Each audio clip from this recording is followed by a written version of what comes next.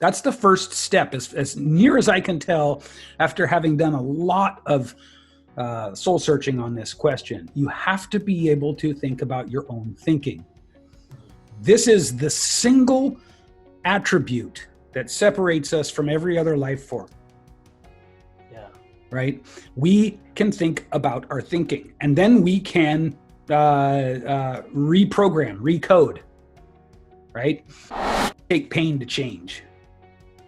I mean, for almost all of us, pain breaks us out of our complacency. And that's what it was for me. It was a moment where it's like, I don't care what is on the other side of my comfort zone. I'm not shooting someone. Yeah. I'll do anything. I will leap blindly into the dark because I'm not doing this. So you get there, and that's the start. So culture is a very good thing and potentially a very, very destructive thing. So you have to sort of, it's like you're between two skyscrapers on a tightrope. You know what I mean? On the one hand, yeah, we need culture. We need community. Absolutely. On the other hand, you can't ever get complacent because the stories just sort of sweep in around you. And that is coming up next on Bootstrapping Your Dreams show, so stay tuned. So, the big question is this. How are ambitious people like us, who don't have a lot of resources, did not go to Ivy League colleges, were not born into wealth, how do we become resourceful enough? Use our creativity, our dedication, and a little bit of crazy to bootstrap our way to realizing our dreams. Whether it is launching a new company, launching a new app, or making it to the top of the corporate ladder. That is the question, and this podcast will give you the answers. We have created a tremendous community of bootstrappers, entrepreneurs, and professionals who are ambitious, resourceful, and want to get things done. We brainstorm, support, and help each other out. So come join us. Navigate to bootstrapping.group, join today, and get the Startup Founders Technology Accelerator video series absolutely free. If you enjoy this video, then do let us know by hitting that like button now. Or if you want us to improve our content, then go ahead and hit that thumbs down button and give us your honest feedback in the comment section below. Here at Tetanoodle, we are passionate about entrepreneurship, technology, and innovation. Every week, we bring you insightful and engaging videos, interviews, tips, tricks, and strategies to help you grow your business or rise in your corporate profession.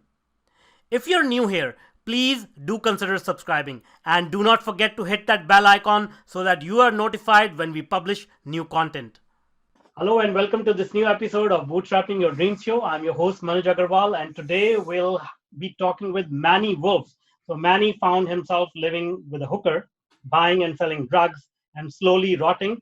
Born in a hippie commune in Berkeley, California during the notorious summer of love, Manny's childhood was marked with violence, brainwashing, drug abuse, and worst of all, no guidance.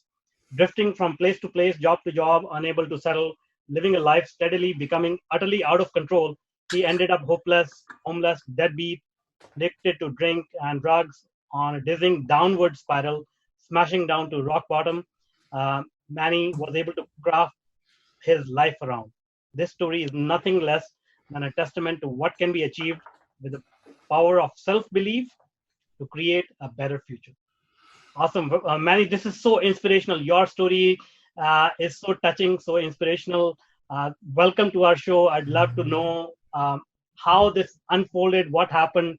Can you tell us a little bit about your early years? Take us down the memory lane.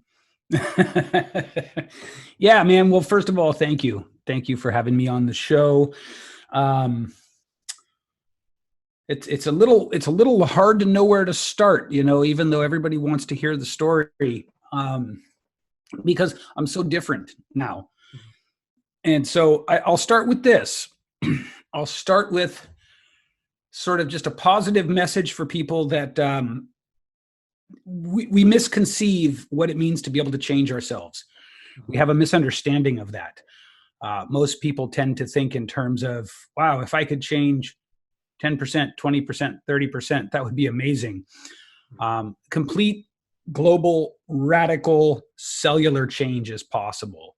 So I just really like to be an example of that. And I love it when people look at me and go, I can't even imagine you doing those things. That's like the best compliment you can give me. So, yeah, it all started. I was born into what is officially designated as a New Age cult, and I was the first child born into that cult. And obviously, being brand new to the world, I didn't know that my father already had quite a reputation. And so I was simultaneously put up on a pedestal as the first child born into the cult, and that was why I was given my name, Emmanuel. They really treated me on one hand like I was like God himself coming in to do all, I don't know what. At the same time, though, there was a massive reservoir of unspoken and unaddressed resentment against my father. And so from the very beginning of my life, I had these two forces working at me. One of them was this force of, you're destined for big things. The other was this force of, nobody trusts you. And it just really kind of set at a DNA level, at a nervous system level, it set some reactions and behaviors and ways of perceiving the world into my psyche, into myself, that really wound up, steering my feelings, my decisions, my actions for, well, I guess for about 35 years. So, yeah. And I say 35 years, it was only right around 35 to 40 years that I started to really extricate myself from that conditioning. I see. Well, that's I can relate to that because I've had similar experiences in my life. But tell me, what was the trigger point at 35? Like, what changed for you where you decided, okay, this is enough. I need to pick a different path. Well, it didn't happen at 35. It happened closer to 28. And what happened was I found myself having just been released from jail. I was homeless when I got arrested. I didn't know while I was incarcerated that I made the papers. I see. And the papers grossly misrepresented what happened and literally positioned me as if I were some drug kingpin. Oh, wow. When in reality, I was the most small time of drug dealers. Okay. Still to this day, don't really know why they did that. I think it was a scare tactic, or I think it was to appease the sheriffs. The place I lived, the county I lived in, was really, really cracking down on methamphetamine at that time because it had become rampant. Yeah. And it was threatening to really destabilize a nice college town. Yeah. So, I guess, these are all just assumptions. I don't know why they did that. I don't know why they would grossly misrepresent the arrest of a basically a nobody, and position it like that. But what happened was all of my friends thought that because everybody who, if you do a lot of methamphetamine, you get very paranoid. So everybody thought that I had snitched on them. And man, I can't stress this enough. I was just some kid who got arrested with a little bit of drugs. It's like happens every day. And so I got let out after about 25 days or something, a month, something like that. And I went back to the places where my friends had been storing my possessions. Because remember, I was homeless. I didn't have a place to go. And every time I would knock on a door, people would look at me like I came back from the dead. They expected me to be gone for 5, 6, 7 years. It was really, really crazy. So I didn't know what was happening. And in trying to get to the bottom of that, I discovered that one guy had gone around to all my friends. This was according to them. I never confirmed it with the guy, and stolen all my things, taken all my possessions from me. So I literally, at that point, I know what it's like to have nothing but the clothes on my back. Nothing. Well, that and friends, a few friends who still. So I did the only thing I knew how to do. I tried to get to the bottom of it. And when I found out who it was, I really got upset because, there are a lot of people in the world who like to pretend and claim and posture like they're genuine badasses. And then there are a few people who really are. And I still to this day contend that the guy who took all my stuff is one of the ones who really is, or really was. I haven't, as you'll learn, I disappeared from that whole life. But what happened was I was faced with this idea that even if I was to confront this guy, even if we were to fight, A, I'd never get my things back, and B, it would never be over with him. If he lost, he'd come back. If he won, he would just, harass me forever. Yeah. I didn't know what to do. And in my processing, word got to some of my other friends who were also equally dangerous, and they made it a matter of pride that we would go and hunt down and shoot this guy. Oh, wow.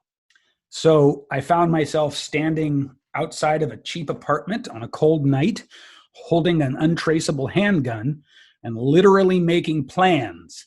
By the way, premeditated, far worse than an act of passion. Literally making plans to hunt down and attempt to shoot this man. Wow. And I knew in that moment, I didn't show it externally, but I knew, like, I'm going to disappear. I'm not going to do this. I'm not going to even attempt to shoot someone because they stole my stuff. And so what happened was I managed to have the guy that was bringing me the gun agree to meet me back there at midnight. So I bought myself about 3 hours. And in those 3 hours, I vanished. Okay. Gone. I got on the phone as fast as I could. I started calling everyone I thought still trusted me.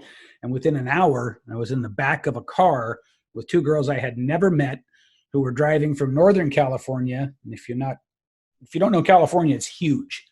Mm-hmm. It's enormous. It's tip to tip. I think it's equivalent to the UK. Mm-hmm. So, and I'm driving from Northern California to my mother's house, which is on their way to Southern California. So I didn't know them. I had no idea who they were. And that was it. Wow. But here's the thing, and this is what's so interesting. People tend to think we want to romanticize that moment. Mm-hmm. Yeah, but that moment is only the moment where the work starts. Yeah, for sure. It was easily a decade before I had made any real sort of like progress into understanding how I could have come to that point in the first place. Easily a decade of hard spiritual toil and labor. Yeah. That's amazing. So, this is the stuff I really want to get into, because a lot of people, life is tough. Let's face it. In most cases, it's not smooth. And a lot of people use all the obstacles, all the challenges that life throws at us as an excuse to do things that it's not their character, right? Like, as you put it, like, planning to kill a person or doing drugs and things like that. Obviously, that was not in your character, but, circumstances were such that you got into that. But a lot of you ultimately got out of that because of your own thinking. And that's what I want to really get into, because a lot of people, they sort of give up. And these challenges these people face are not even huge challenges. It could be something like, hey, I'm not getting promotion in my job, or, my startup is not working. I'm not getting enough sales, and they give up. So how do you pick yourself up from, such a low point and say to yourself, okay, there's another way. I'm going to take another way. Well, as you might expect, I get asked that question a lot, given it a lot of thought, because I really want to be able to answer that question in a meaningful way for people. Mm-hmm. And when I first started getting asked that question, I think my answers were a little bit, not on purpose, but a little bit glib. Mm-hmm. And I would say you simply have to be able to pick yourself up one more time than you fall. Mm-hmm. But I don't think that's tangible enough for people. So what I think is this. I think that we're all of us enculturated into a greater society. Now, your family may be different, but probably not. But the larger society tends to teach us not to be accountable for ourselves. It tends to look for scapegoats and bad guys and external excuses and things of that nature. And it's very subtle. So what I would say is you have to know that a lot of the messaging you're receiving, possibly from your own family and circle, but certainly from the media and social media and other people's stories, is this is this story that fundamentally puts you in the place of excuse me, choosing to be a victim. And here's the catch: without ever realizing that you're choosing to be a victim. Yeah. Everybody sits around on the weekend and has a couple beers and complains about their boss, complains about the tax man, complains about the government, complains about this, complains about that. Guys, girls, that's all victim think. All of it, 100%. And so the first thing that you have to do, I think, is you have to have the ability to apply critical thinking to your own situation. Now, as soon as I get into this, I feel like most people aren't going to want to hear this. You know? Well, I think our audience will like to hear this. Because I think our audience will like to hear it. But so you've got to be able to think about your thinking. That's the first step, as near as I can tell, after having done a lot of soul searching on this question. You have to be able to think about your own thinking. This is the single attribute that separates us from every other life form. Yeah. Right? We can think about our thinking, and then we can reprogram, recode. Right? That's right. Most of us don't. Many of us don't believe it's possible. We're so entrenched in what is the oversimplification is calling it victim mentality. But that term has been used so much that we don't even know what it means anymore. Mm-hmm. So let me say this, and this is from Stephen Covey. Every time you think the problem is something outside of yourself, that thought is the problem. Mm-hmm. Every time you think that the problem is something outside of you, the thought that tells you that is the problem. People get very caught up with this. This gets very slippery for people. Because our tendency is to see ourselves as separate. But we're really not. I can tell you that I lived in a mindset that was 100% victim, 100% problems out there, 100% me surviving against the world. And I can also tell you that I've changed it completely. I've changed it 100%. Good, bad, or ugly, it's all about my interpretation. It's all about my choices. It's all about what I do. I cannot control the circumstances and the stimuli, but I can control how I react to it. Cool. If you can't latch on to that, the likelihood of you ever getting out of whatever you're in that you don't like is very, very small. So as far as I can tell, that's the nucleus of change. Yeah. That's the most indivisible particle, right? Of how we start to affect change in our lives. Yeah, that's so true. I mean, working on yourself and becoming more self-aware and actually being, accepting and at the same time accepting and not judging yourself and then working your way from there is the right thing to do. But yeah. So congratulations, first of all, that you were able to transform your life. Not a lot of people are able to do that. Now, once you made that decision, can you share any specific steps, any tactics, any strategies you use to actually, move yourself from a state of victimhood to a state of ownership of your own life? Like, what steps did you take? Like, any practical examples you can share with the audience? So, the first thing I think it's important for people to understand is that the personal growth journey, the trajectory of change is more like it's more like a Moore's law curve, right? It isn't. I want to encourage you guys that it isn't always brutal and hard, and you, in fact, this is something that I'd like people to be more aware of. In the beginning, it really does take pain to change. I mean, for almost all of us, pain breaks us out of our complacency. And that's what it was for me. It was a moment where it's like, I don't care what is on the other side of my comfort zone. I'm not shooting someone. Yeah. I'll do anything. I will leap blindly into the dark because I'm not doing this. Mm-hmm. So you get there, and that's the start. And then you really fight for the first, pieces of change that you get. But here's something that I hope encourages people. You can get yourself to a point where you decide consciously, proactively, and as the sort of the sovereign author of your own thought process and emotions, you can get to the point where you say, I'm going to look for how to change before the pain comes. Mm. Right. And so that's a very important piece. Now, I don't know how much of a strategic tactic that is, but that's been the biggest accelerator of change and growth and development in my life has been, okay, I know what it feels like to feel a lot of pain and then change. I really don't like it. Mm-hmm. What if I became willing to trust the voices, the insight, the advice of those who had come before me? Yeah. Right.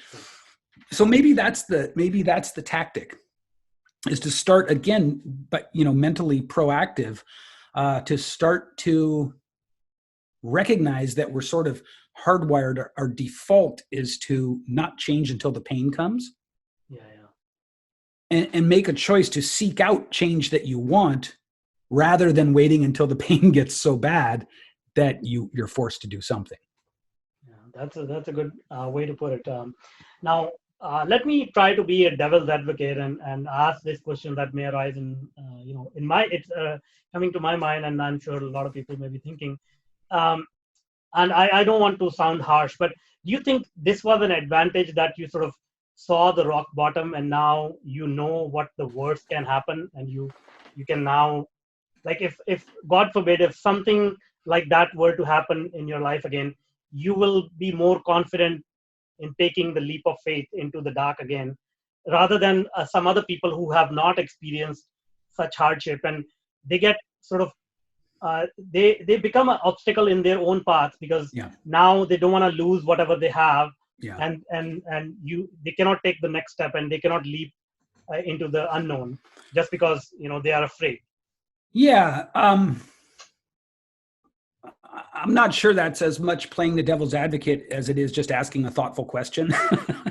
So my answer is, I set out to make myself comfortable with discomfort. Mm-hmm. I don't know who I first heard say that. It might have been Earl Nightingale. It might have been Tony Robbins. It was one of the personal improvement giants. And it really just hit me the right way at the right time. And so I set out to become that. In my experience, that's a double-edged sword. Mm-hmm. On the one hand, it makes you very resilient. On the other hand, if you're not careful, you can sort of set yourself into a feedback loop of only seeking those kind of experiences. Yeah. So everything is about sort of like getting rid of all those tendencies our mind and emotions have to create those sort of autopilot ways of going through life. Mm-hmm. Now, to your direct question, I have had many, many times in the life I've had since leaving that old life where I've hit lots of rock bottoms. I do think that for most of us, rock bottom is a valuable, valuable experience. I really do. Don't kind of tell me how tough you are and how successful you are and everything like that until you really know what it's like. Until you really know what it's like to feel like I'm willing to die rather than stay in whatever this is. And I don't care what I have to do until you've really bottomed out. Now, here's the good news. And I spent a lot of time in AA and NA early on. And what I saw there was that different people have different sort of levels of intensity to their rock bottom. Mm-hmm. And in the same way that I'm now seeing kids in their early 20s who have the same awarenesses and the same sort of intellectual capacity that it took me 40 years to develop. I think that the more people make profound change from a less intense rock bottom, the more we sort of imbue the collective consciousness, the collective awareness with that, and kind of raise the game generationally. Does that make sense? Yeah. Of course, yeah. My mentors, both of my mentors are under 30. Wow. And they're both spiritual. They're both like well-rounded. They're both eight-figure entrepreneurs. And it's funny because at first, when I first met the guy who I wound up getting mentored by, I didn't even trust him because he was like 26 at the time. And I thought he was another slick internet social media BS artist. Ironically, it turns out he's got the most integrity of anyone I've ever come across in the space. So what I think I'm seeing in an answer to your question is that yes, rock bottom is important. I don't think that without a real come to Jesus, slap in the face, foundation shaking aha moment, most people are willing to plow through what it takes to change. However, what I am seeing is that it's happening with less and less sort of need for that desperate intensity and to younger and younger people. So being optimistic about humans, I feel like what I'm seeing is evolution of the species, you know? Yeah. I mean, that's so true. And I think this is where I think the social media and internet, the information exchange that happens is actually creating this positive effect that, whereas earlier we used to have to dig ourselves to find these type of paradigms and learn from people. And now, organically, this information is reaching people. So I think that has some effect, which is on the positive side. Yeah. But you never know. But let me talk about spirituality here, because you brought it up a couple of times, and it has played a huge role in my life, because I have experienced a real low in my life, and if anything really helped me to turn my life around, it was spirituality and meditation. So what has been your experience in this realm of spirituality? You mean, what does my spirituality look like? Yeah, and how has it helped you? And first of all, let's address one basic question, because this is one thing people get confused about. What do you think about religion and spirituality? Because in my opinion, they are separate, but what do you think? Well, I think they both have good case studies and bad case studies. So let me be clear. I'm not dogmatic at all. In fact, I see a lot of entrepreneurs and techie people say that they're tool agnostic. I'm philosophy agnostic. I'll take whatever the hell works. Yeah. My bottom line is I trust my motives and my desires. Right? I don't have any of that. Like, for instance, if I got $10 million tomorrow, would I turn evil? Like, I just don't have that anymore. I'm just so done with that. And so I trust who I'm becoming and who I essentially am. And I'll use any tool that helps me to get there. Right? And so I draw a lot from Confucianism, Taoism, and Zen. I really like those. I draw a little bit from Christianity because, to me, that's the most dogmatic. That's where I personally experience the most kind of entrenchment of thinking and that kind of stuff. So I tend to tiptoe around it. I think spirituality and religion are different, but intersect. Yeah. I think at their best, both of them help us to live really, really good lives. And at their worst, obviously, just the worst that humanity has to offer. Yeah. Quite frankly. And so, to me, any spiritual idea or tool or philosophy or discipline that helps me be more self-accountable, helps me know that I'm not taking from the world, helps me know that, that I'm sort of in alignment with the things that are important to me. And those things are thoroughly vetted by me. I don't have to second guess them anymore. I don't need some guru to come in from outside and talk to me about, my connection or alignment or my values or any of that stuff. Like, I'm good.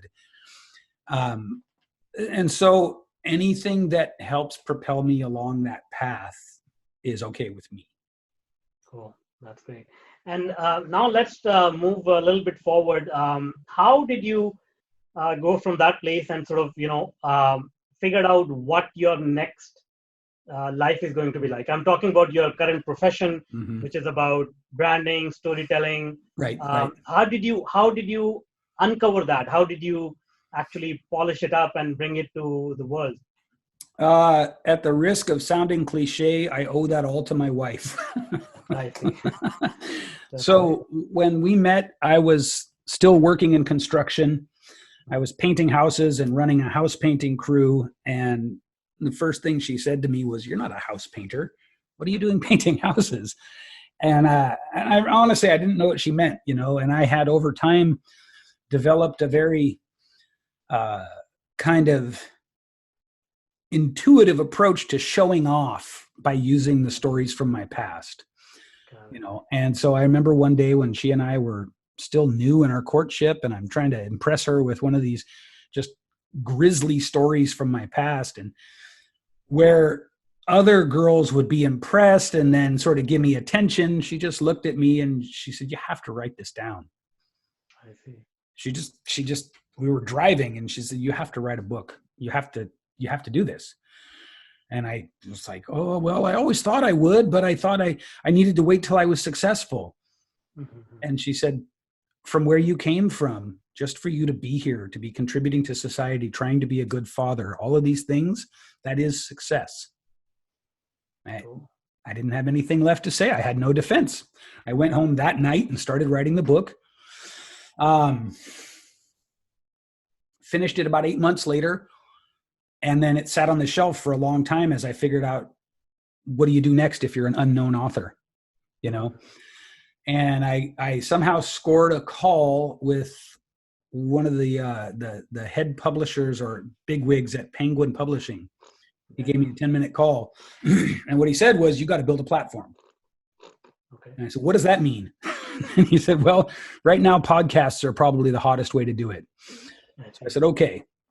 And I started to learn about podcasts, and I started a podcast. And that was my introduction to the online space.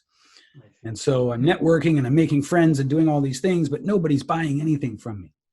I released my podcast, which was a podcast about people's, struggles and adversity and overcoming, and nobody cared.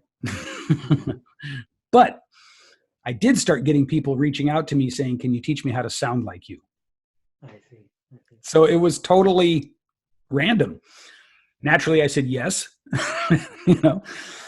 And I'll never forget landing my first client online, $397 for a month of voice coaching.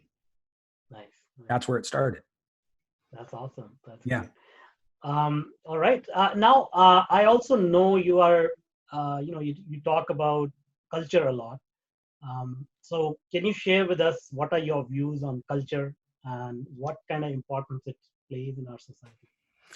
Well, culture and society are the same in my mind, for starters. And you're right, I do talk about that a lot, especially lately. So a culture is nothing more, really, than a way to feel connected to or part of a group. Yeah. This is very important for entrepreneurial people to understand because we're always outliers. But there are enough of us now, and social media has allowed us all to connect so that we have our own culture.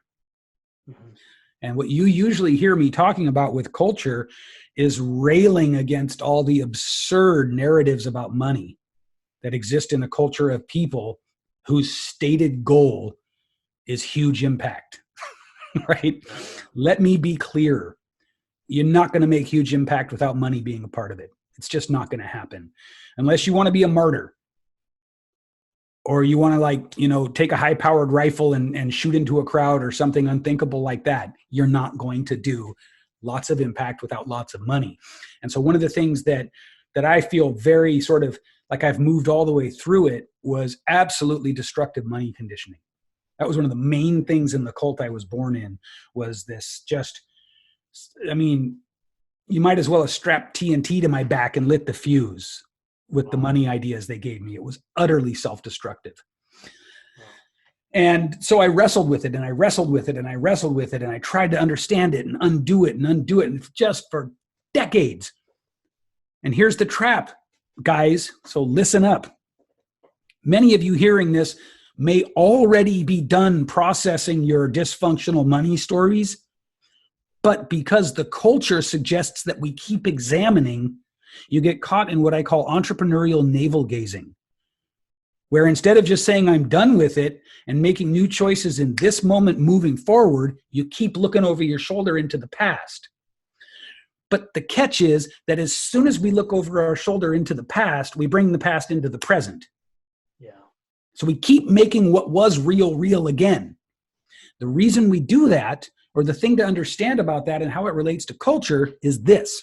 Again, a culture is nothing more than a set of narratives that everyone agrees upon so that they can feel a sense of fraternity with each other. In other words, we subconsciously agree to these stories so we can feel like a group. Mm-hmm. Never underestimate the pull of feeling like you're part of a group. It is absolutely primal. We're pack animals. So here's the catch. Here's what we have to do, right? First of all, you have to be willing to go out in the cold by yourself. Doesn't necessarily mean you will, but you have to be willing. And you have to be willing to examine your own thinking and beliefs. Because what happens is when we become part of a culture, we sign on to the stories of that culture without ever consciously acknowledging it. And the money story, especially in the entrepreneurial culture, is, you might as well say, okay, I've built this beautiful statue. Now I'm just going to stick a firecracker in a hole in its leg. Mm-hmm. Because the money stories are absolutely cancerous. They're absolutely destructive. And so the thing about culture is that culture is a collection of agreed upon narratives. And if you go into it without ever being aware of that or questioning those, you start to look and sound like those narratives. The problem with that is that literally shapes your reality. Mm-hmm.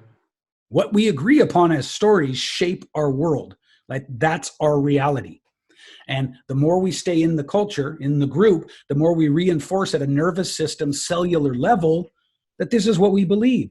The more we feel like that's what we believe, the more we see it, because our mind is rigged to find what we expect to see. Yeah. And so culture is a very good thing and potentially a very, very destructive thing. So you have to sort of, it's like you're between two skyscrapers on a tightrope. You know what I mean? On the one hand, yeah, we need culture. We need community. Absolutely. On the other hand, you can't ever get complacent because the stories just sort of sweep in around you. Yeah, that's so true. That's so true. And that's why they say, you make sure that you're surrounded by good people. Yes. And the definition of good people is very subjective. Yes, it is. But watch your circle.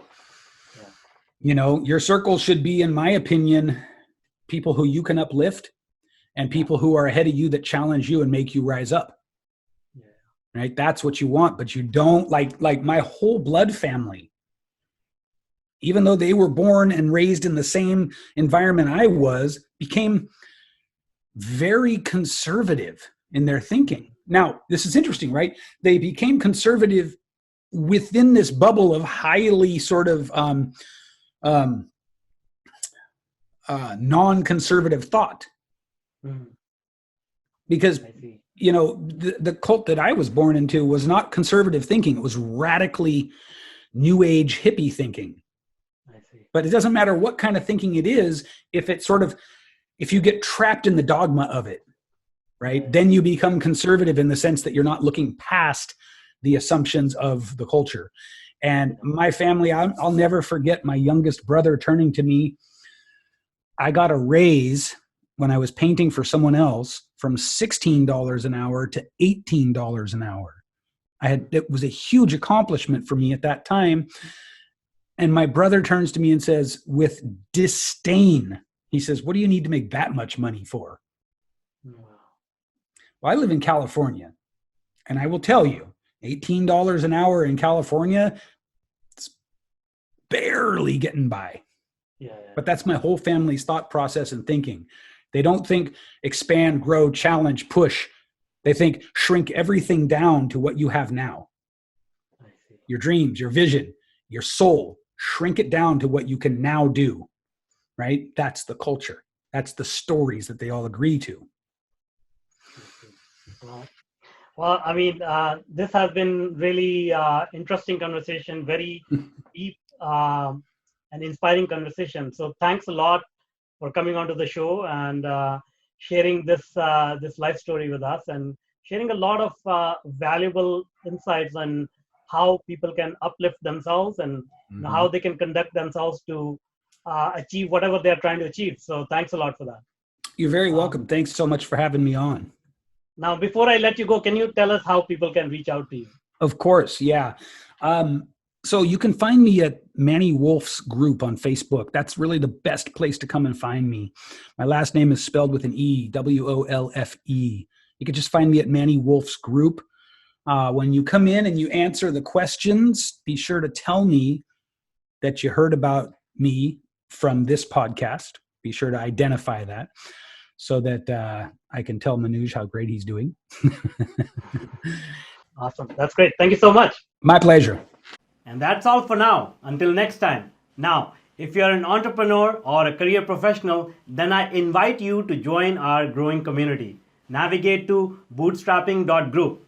As a welcome bonus, you will get the Startup Founders Technology Accelerator video series and Mastering Your Inner Game video series absolutely free. This series of short videos address some core issues which are instrumental in helping you move forward in your business or career. The videos are yours to view and share for free. No obligations or strings attached, except for one. You have to take action and implement it. So join us today. Navigate to bootstrapping.group. If you want more engaging videos and insightful interviews with industry's thought leaders, then check out the other videos we have picked for you. The link is right there. And if you want to be notified about our new content, please do consider subscribing to our channel.